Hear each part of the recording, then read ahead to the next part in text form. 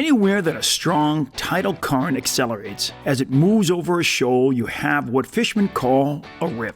These structures are easily recognizable by a surface disturbance that, depending on the strength of the current and the severity of the depth change, can range from slight ripple to a full-on standing waves. For baitfish, rips are dangerous places. The strong currents easily overwhelm smaller fish and squid, making it impossible for them to effectively evade the square-tailed, seven-striped gamefish that have evolved to hunt in just such environments. Oh, he's on it. Oh! He's on, there we go.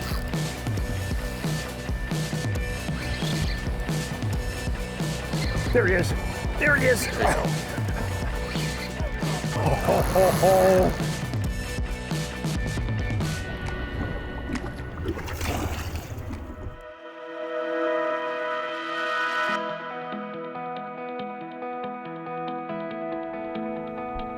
On this trip, Jim Fee and I headed out of Bass River to fish off the southeastern corner of Cape Cod, known for its abundance of rips.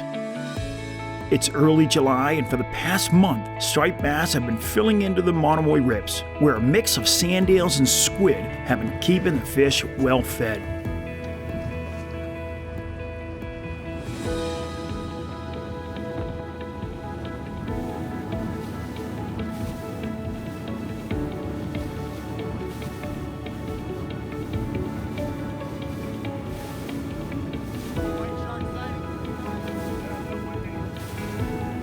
Jimmy, this will stand up like 4 times this size.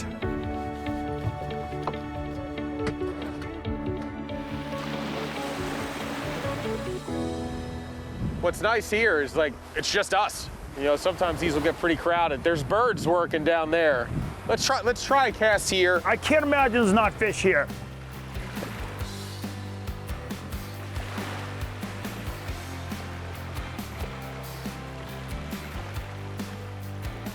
Oh, there we go.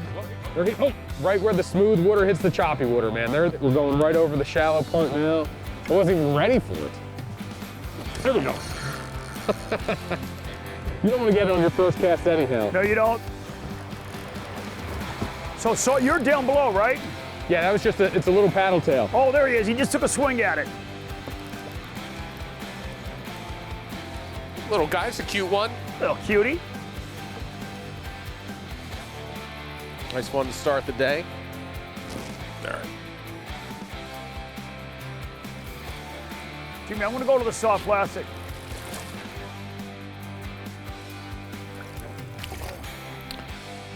Little soft plastic paddle tail there. They're on squid and sand eels, so white, slender profiles tend to be best. A couple sea lice on him. Monomoy rips really go on for miles and miles and miles. They start all the way down, you know, about 4 or 5 miles to our east, and they go on and on and on. And just one thing about the Cape and one thing about the islands is you have shoals upon shoals upon shoals. When you have shoals, you have rips. And when you have rips, you have bait and you have fish. And so that's what we have here. It's just starting to make up. You can see the lines right in here. In about another hour, this will all be, every one of these lines will be white water. You can fish this rip, you can drift, you can fish this rip, you can fish the next rip and fish the next rip and run up and do it again. They're all gonna hold fish. But what I'm gonna do right now is I'm gonna pop back on the other side of this. Yeah. You saw fish right out of the gate. And what should happen as we get more and more moving water, Jimmy, these fish should get a little bit bigger. I hope so.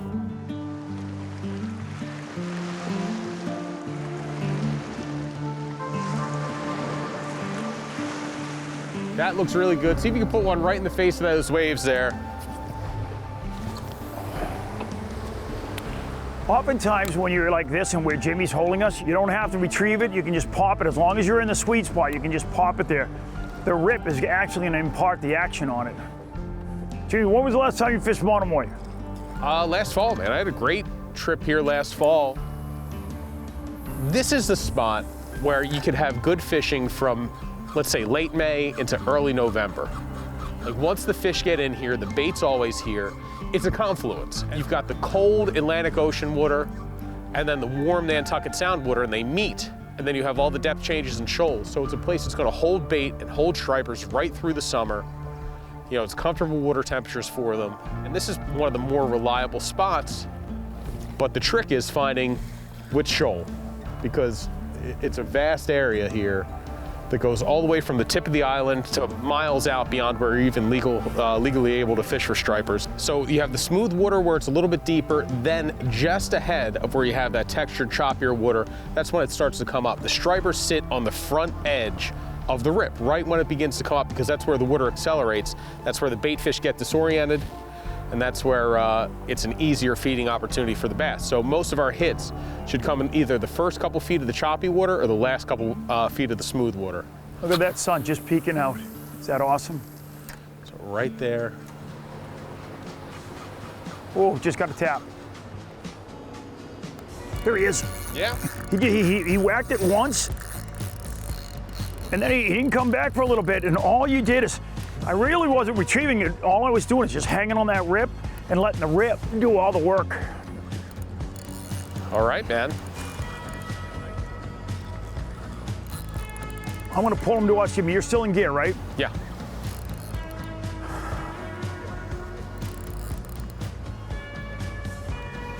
The one thing that's nice about these rips, Jimmy, is that you can fish these from early in the spring all the way through to the fall. And because these rips are here, the fish are usually here. So I got the top water. I got one, just had one take a crack at it. There he is. There he is. I saw that. That was awesome. Yes. Jimmy, you noticed it was within a foot of the rip. Oh, yeah.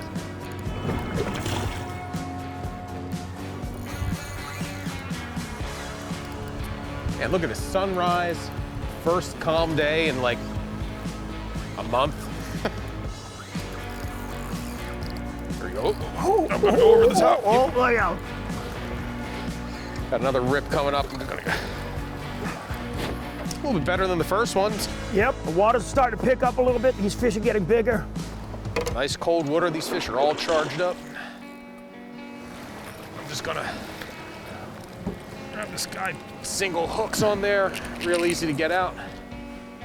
Man, that's a pretty fish. Pretty big. Oh. That was awesome. I love seeing the top water bite like that. Over the course of the season, there are plenty of trips when the stripers make you work for the bite, but today is not one of them. Judging by the sea lice on these fish, a fresh wave of migratory bass have just moved in over the last couple of days. In other words, our timing couldn't be better.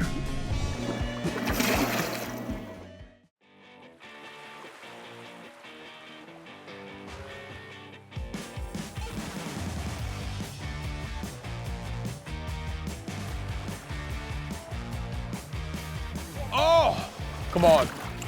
It's what I'll do sometimes. Oh. When I see Jimmy do that, I'll go right in behind him and it's called bait and switch. I'll take his fish. It's called getting the loose chain. Oh, man, is he gonna? Oh, what is he doing? It's not a bad fish. There we go. There you go.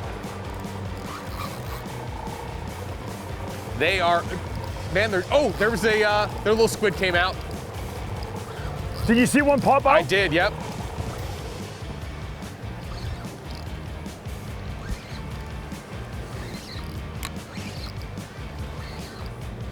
Man, they get so charged up in this cold water, this moving water. I mean, you saw how that fish was trying to eat. Oh, that was crazy. It's clear out of the water. There he is. There he is. I was back behind it 10 feet. They didn't want anything to do with it. As soon as we moved up on that, they're everywhere. They're all up and down this rip. Yeah, they fight outside their weight class a little bit in this heavy current and in this cold water.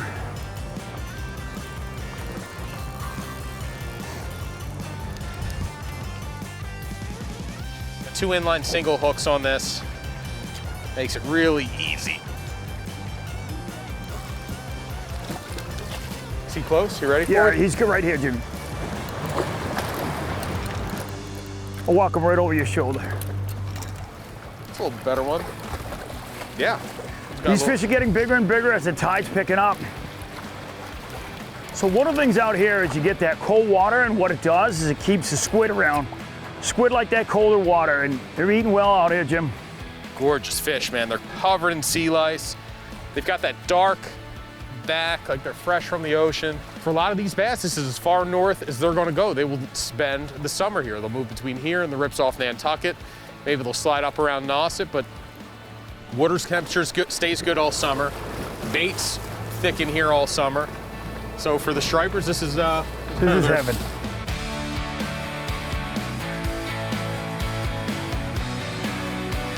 As the morning tide approached its peak, the fishing was good enough that we began digging through our tackle boxes to see what else the bass would strike. So we've got a couple local companies going. The top water I've been throwing is IslandX. They're made, they're out of Nantucket. Really nice topwater lures, and all their stuff comes stocked with those 2 inline singles. And Chris is switching over to a Fish Snacks Lures squid, and that's another company on Cape Cod, actually owned by a couple doctors, right, Chris? It is. And you know what's nice is that, like Jimmy just said on that last one, I didn't see it, he saw it, but Bash on one of the porpoise pushed a squid out of the water. And this water being so cold, these squid are definitely in here.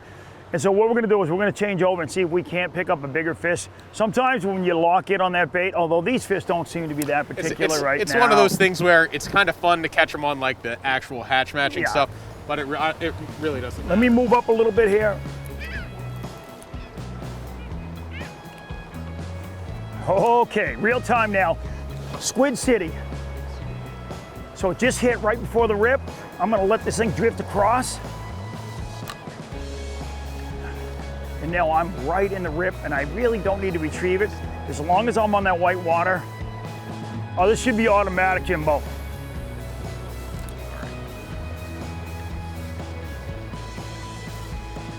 You definitely get fewer bites on the top. I mean, that's top water almost always. You get fewer bites, but you sacrifice it for the visual delight. I'm just gonna let this thing catch itself. This is gonna go right in the rip. I'm in the rip. Now all I'm gonna do is just twitch it and run the boat. I'm gonna keep us right here. This is a good distance. I think I'm on the back side of the rip, and so no love. Oh, I'm in it now. There he is. Oh, come on, you mother of pearl. I'm out of the rip, so I'm gonna drop us back a little bit. Dropping us back. Dropping us back. So what we're doing right now is I'm staying on the stick because the Minn Kota trolling motor in this current is not enough to hold us. So what I'll do is I'll stay on the stick with the Yamaha, and we're barely in gear, which holds us just above this rip line. Oh, he's on it. He's on it. There we go. Oh.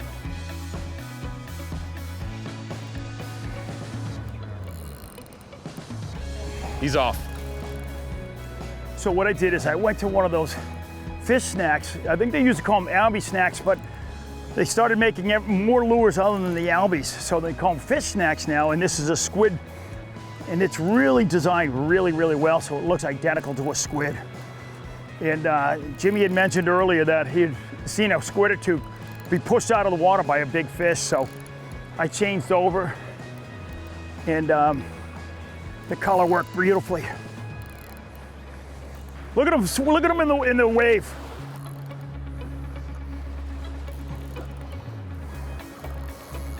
This guy just keeps turning away. Guy's got a little shoulder on him. It's another nice fish, Chris.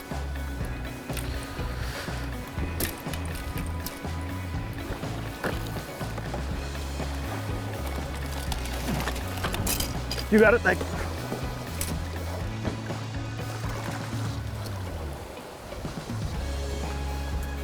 Beautiful fish, fresh. And you know, crazy, these are not huge fish, but they're like the water's so cold, they just fight. So that's what I'm fishing right now. The squid are out here, so I'm just fishing that fish snacks squid pattern. It just matches it perfectly. I'm gonna get him right back in the water. Oh, he watered out. The shoals Jimmy and I are fishing are an underwater extension of Monomoy, a roughly 8-mile sand spit off the elbow of Cape Cod. Once a small fishing settlement known as Whitewash Village, and then a gunnery range, Monomoy is now home only to shorebirds and seals since becoming a national wildlife refuge in 1944. One of the last hints of human habitation on the island is a solid red cast iron lighthouse. Though decommissioned more than a century ago, it remains a welcome sight for captains returning from more distant fishing grounds east of Cape Cod. Monomoy is one of the most dynamic pieces of shoreline on the East Coast, constantly changing its shape and size with each storm that hits Cape Cod. However, the rips, while they may shift a bit each season, are always there, just like the stripers that return to them every summer.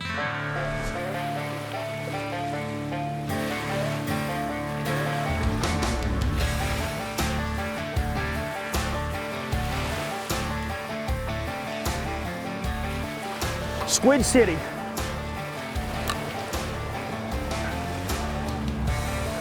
Oh, I just got smoked. I got to drift back over. As soon as I pulled it out of the rip, it was off. They are just toying with it. Oh, stick them. See him eating it. There.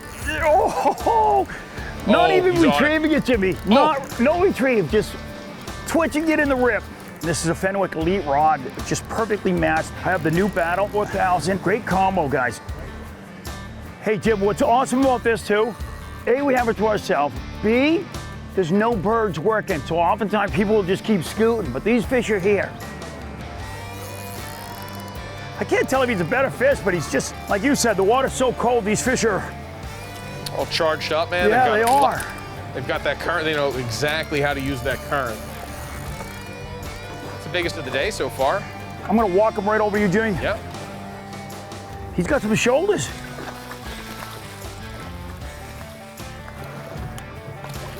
I flipped the bail there. Yeah, so he's got right in the top of the mouth. Yeah, it's definitely, it's another class of fishing we've had so far. Probably even right above the slot. Yeah. Beautiful, beautiful bass, man. Look at the light on that. Guys, this is Monomoy fishing at its finest. Nobody out here right now. Early July, you know, when the tide wasn't here, we chased the birds. Right now, there's no birds. But the one thing we have out here is we have the rips, and when we have the rips and we have the shoals, we have fish. And that's what we're doing. Yeah, the topwater was fun, and my desire to see topwater explosions is now outweighed by my desire to catch a fish. So, Chris has gotten some of the biggest fish of the trip so far on similar but different. You know, this is a 7-inch white Z-Man Streakz on a Z-Man Diesel Eye jig head. That's a straight tail bait, so it should be a pretty good representation of the squid they're eating or sand eels too. Now, Chris, you and I have kind of different approaches to the fishing. You like to go straight back. I like to cast parallel and let it sweep. If I just throw it out back and I know I'm in the sweet spot, I literally I don't retrieve it, I just pop it, pop it, pop it. When you're behind the helm, or if you're behind the helm and you're just sitting there on the stick. It's easier to hold it in place and you get more shots at them. All right, we're gonna make a little run, guys, because as you can see at the end of this shoal right here, there's a little bit of a left hook, and we keep ending up down here. And the reason being is, this water is ripping along this. Not only is it pushing us over the shoal, but as quick as it's pushing us over the shoal, it's dragging us along the shoal. So we're moving, you know, parallel to the shoal much, much faster than we are going across.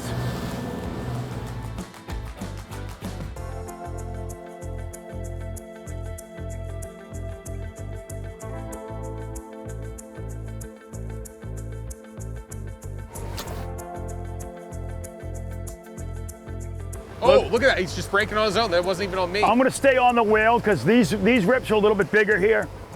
Yeah. He's tight, Junior's tight. Oh, there it is.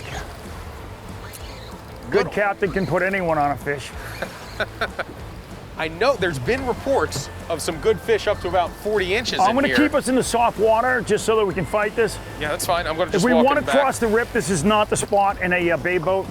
Yeah.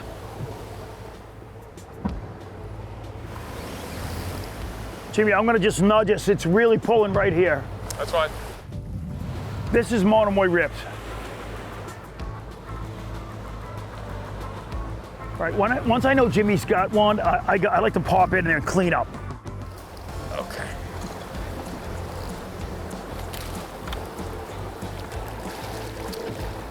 switch There he is, there he to is. soft plastic yielded immediate results. I'm gonna put him back quick because I know there's bigger ones in there, like the one Chris just hooked.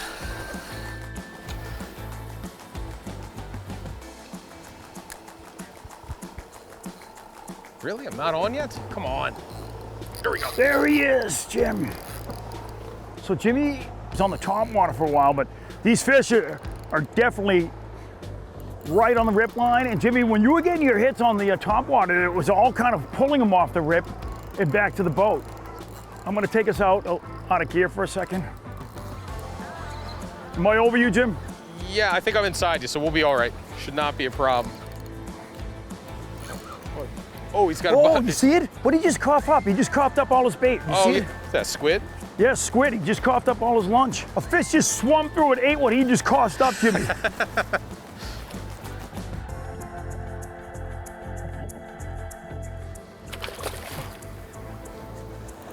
Chris, is that a better fish you've got on? Yeah. Hang on, Jim. Let's see if I can hook one more. I think there's a 3-fish drift.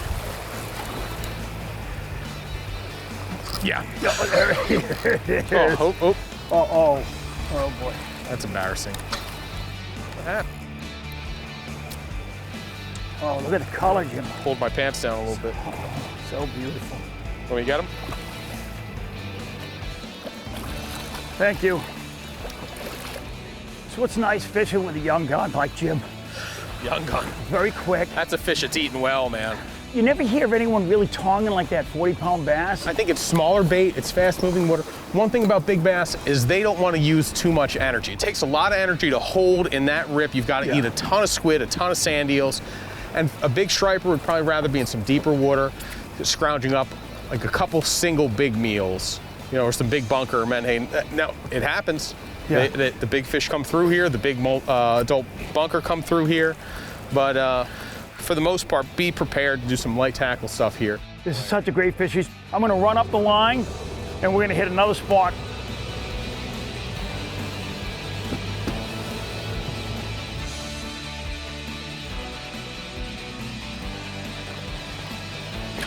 Tight? Tight, Oh, yeah. Jimmy?